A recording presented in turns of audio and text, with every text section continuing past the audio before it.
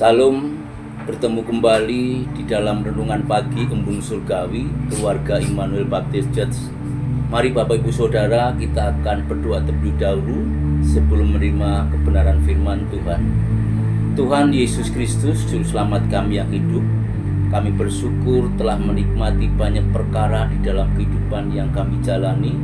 Namun terlebih lagi hari ini kami terus ingin bergaul dengan Tuhan, karib dengan Tuhan, sehingga kehidupan kami di dalam setiap perkataan, tindakan, dan perbuatan boleh menyenangkan hati Tuhan dan membawa pengaruh supaya banyak jiwa boleh melihat betapa kasih kami, kasih Yesus Kristus tersedia ketika orang-orang merasakan kabar keselamatan daripadamu lewat kehidupan kami. Kami bersyukur apabila pagi hari ini menikmati kekuatan firman-Mu untuk bekal kehidupan hari ini. Terpujilah namamu Tuhan Yesus Kristus, Engkau mengurapi hamba-Mu di dalam menyampaikan firman hari ini. Haleluya, amin.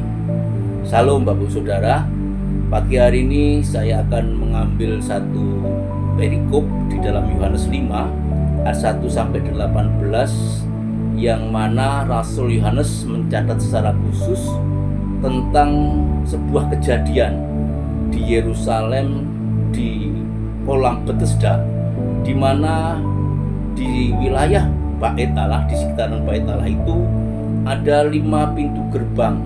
Nah, salah satunya adalah pintu gerbang domba.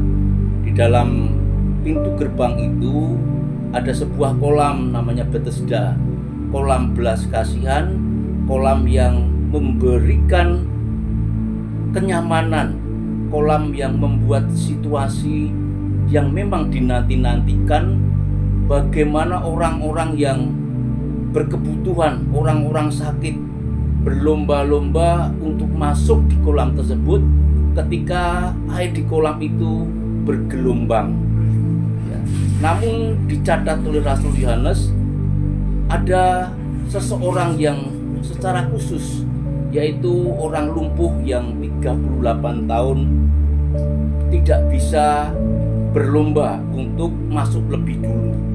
Sehingga ketika Yesus Kristus dalam aktivitasnya, dia memberikan sebuah perintah kepada orang yang lumpuh ini, bangkitlah, angkatlah tilammu. Ketika itu juga dia mengangkat dan sembuh, dan bertemu dengan orang Yahudi, ahli Taurat, orang Farisi. Siapa yang menyembuhkanmu? Kan hari ini hari Sabat. Ya, orang tersebut, orang yang lumpuh tersebut mengatakan, aku tidak tahu. Nah, dicatat kembali di ayat selanjutnya, Rasul Yohanes memberikan keterangan bahwa Yesus menjumpai orang lumpuh ini tadi. Jangan berbuat dosa lagi, supaya engkau tidak menimpa yang lebih buruk. Bapak Ibu yang saya kasihi, barulah orang lumpuh ini bercerita kepada orang-orang Yahudi ahli Taurat bahwa yang menyembuhkan Yesus. Dia tidak berani mengambil konsekuensi bahwa dirinya sembuh di hari Sabat itu memang oleh belas kasih Yesus. Dia tidak mau menghadapi keberanian bahwa tradisi pada waktu itu memang hari Sabat bagi orang yang melanggar itu akan menerima hukuman.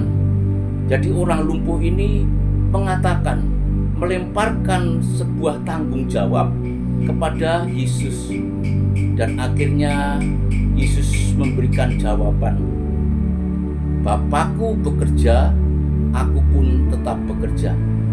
Di ayat 17-nya Bapak Saudara.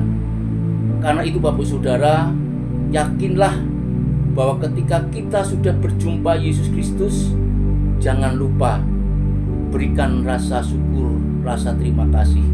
Inilah bagian tema yang saya sampaikan, bahwa ketika kita sudah dipilih, sudah merasakan keajaiban mujizat Yesus Kristus, selayaknya kita berani mengatakan bahwa anugerah, keajaiban, mujizat yang kita rasakan hanya pribadi Yesus Kristus sajalah yang mampu melakukannya. Maka itu jangan pernah melupakan anugerahnya. Bisalah untuk memberikan terima kasih, ucapkan syukur karena Yesus Kristus sampai sekarang pun tetap bekerja. Kita patut menanti-nanti kedatangannya. Kita patut seperti Yesus Kristus perbuat, bekerja melakukan kasih kepada setiap orang.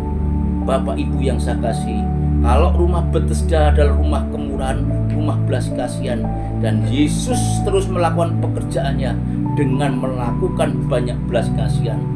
Dan sebagai contoh, orang lumpuh yang 38 tahun menerima kasih anugerahnya, namun dia lupa, bahkan melempar tanggung jawab karena takut konsekuensi atas tradisi yang menjadi akar bagi orang Yahudi.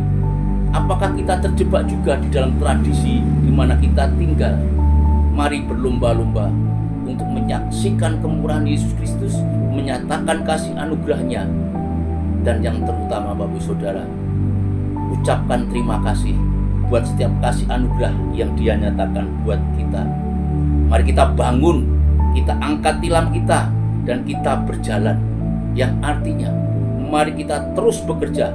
Mari kita buktikan bahwa langkah-langkah hidup kita sebagai umat Kristen masih belum berhenti. Tuhan masih bekerja, kita pun harus semakin bekerja.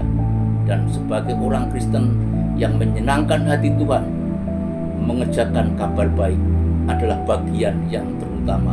Kabar keselamatan ini harus kita sampaikan di setiap kehidupan kita, dimanapun kita ada, di tempat siapapun kita bisa berbicara, di saat apapun kita bisa menyampaikan, sampaikan kabar baik.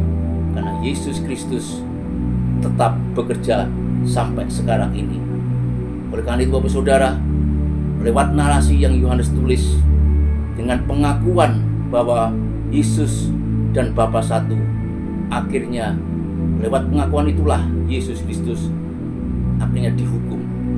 Tetapi bahagialah kita ketika Yohanes di dalam pasal 4 menuliskan kisah pertemuan dengan wanita Samaria, di mana dia berjumpa dengan Sang Air Hidup. Pribadi tersebut mampu berterima kasih dan menyampaikan perjumpaannya kepada seluruh orang-orang yang di wilayah itu. Kiranya kita demikian Bapak Saudara, berani menyampaikan kebenaran, dan teruslah kita mampu mengucap syukur. Kiranya kerja Yesus Kristus bisa kita ikuti lewat kehidupan kita untuk bekerja dan menjadi berkat. Tuhan Yesus memberkati. Haleluya. Amin.